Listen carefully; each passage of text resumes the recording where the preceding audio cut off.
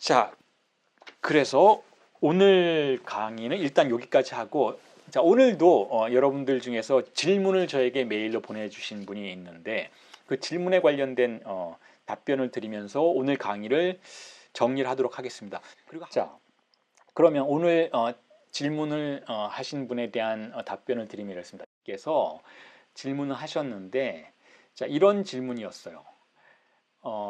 제가 그 질문을 그대로 읽어드리면 이렇습니다. 첫 번째 질문은 우리의 주입상수가 각자 개별적이라면 그 개별성은 처음 언어가 표시될 때 형성된다고 보면 되는 것일까요? 자, 그렇죠. 맞습니다.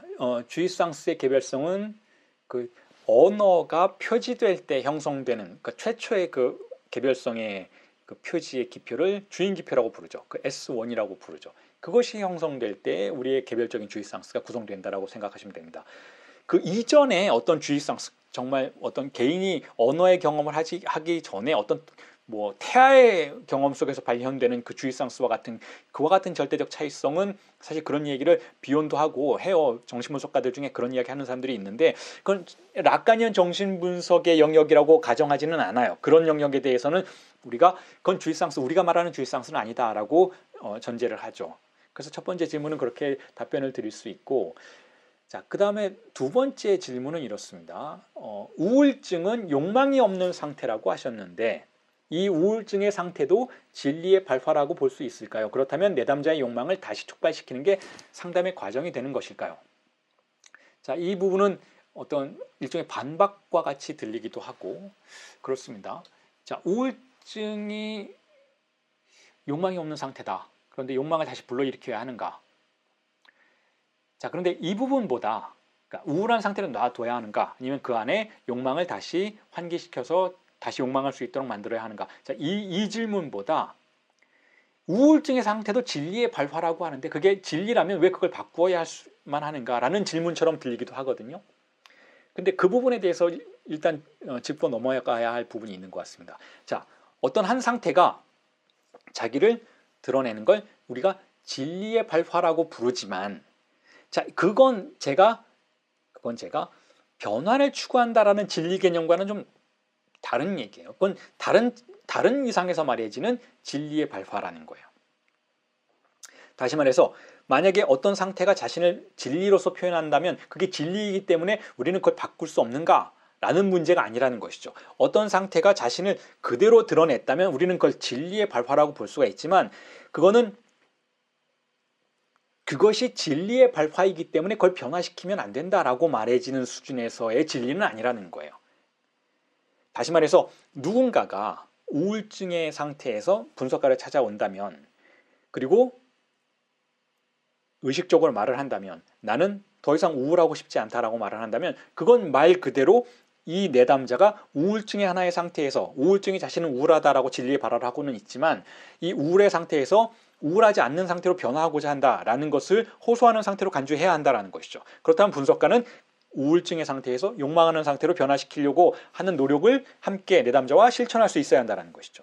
자, 그런 의미에서 내담자의 욕망을 다시 촉발시키는 게 상담의 과정인가 하면 바로 그렇다라는 거예요. 우울증의 상태는 욕망이 없는 상태인데 그 욕망이 없는 상태에서 욕망을 하는 상태로 변화시키는 것, 욕망을 촉발시키는 것은 상담의 중요한 과정이 될 수 있다고 제가 답변을 드릴 수 있는 것이죠. 자, 그리고 나서 세 번째는 이런 질문을 하셨어요.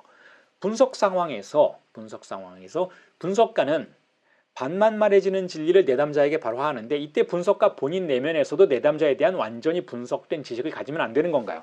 자, 이게 제가 조금 전에 강의에서 여러분들에게 말씀을 드렸던 내용과 연관이 되는 부분인데, 자, 완전히 분석된 지식이라는 게 없다라는 거예요. 일단 그걸 여러분들이 받아들이셔야 된다는 거죠. 분석가는 확신하면 안 돼요. 내담자가 어떤 상태를 보인다고 해서 내가 완전히 분석된 지식을 갖고 있다라고, 내가 다 알고 있다, 이 사람 파악했다라고 말할 수가 없다라는 거죠. 왜냐하면 이 사람은 존재이고 이 사람은 상태이고 내가 파악하는 것은 S2의 형태인 것이니까 이 둘 사이는 항상 간극이 있는 것이잖아요. 그러니까 나의 지식은, 분석가의 지식은 결코 완전히 분석된 것일 수 없다라는 거예요. 일단 그 부분이 첫 번째 전제인 것이죠. 그리고 나서 자, 분석 상황에서 분석가는 그렇게 내가 완전하지 않은 지식을 가지고 있다는 것을 완전한 상태로 사용하면 안 되는 것이겠죠. 내가 나의 지식이 결코 내담자를 완전하게 분석할 수 없다는 걸 이미 알고 있다면, 그게 라카니안 정신분석의 근본적인 태제라고 한다면, 상징은 실제를 완전히 상징화할 수 없다라는 것이 근본 태제인 것이라면, 분석가는 결국 당연히 반만 말하는 것을 받아들여야겠죠. 즉, 이 분석된 지식을 통해서 내담자의 존재를 완전히 분절해서 가두는 대신 오히려 내담자의 존재를 움직이기 위해서 나의 분석, 나의 해석 내부의 공백을 적극적으로 수용하는 그와 같은 실천으로 나아가는 것은 너무나 당연한 것이겠죠. 그걸 반만 말한다라는 것으로 설명하는 거예요. 분석가가 진리를 반만 말한다는 것은 진리가 반만 말해질 수 없다는 것을 받아들이는 행동이라는 것이죠. 자, 그런 의미에서 결국 지금 정승민님께서 질문하셨던 그 질문의 전제에 대한 문제를 제가 제기해 드려야 한다는 거예요. 즉, 분석가 내면에 내담자에 대한 완전히 분석된 지식을 가지면 안 되는 것이죠. 왜냐하면 완전히 분석된 지식이라는 게 존재할 수 없는 것이니까. 자, 그렇습니다. 오늘 질문과 답변 시간에는 이렇게 답변을 드리면서 정리를 하는 것으로 하겠습니다. 자, 오늘 강의는 그럼 이 정도로 정리를 하겠습니다.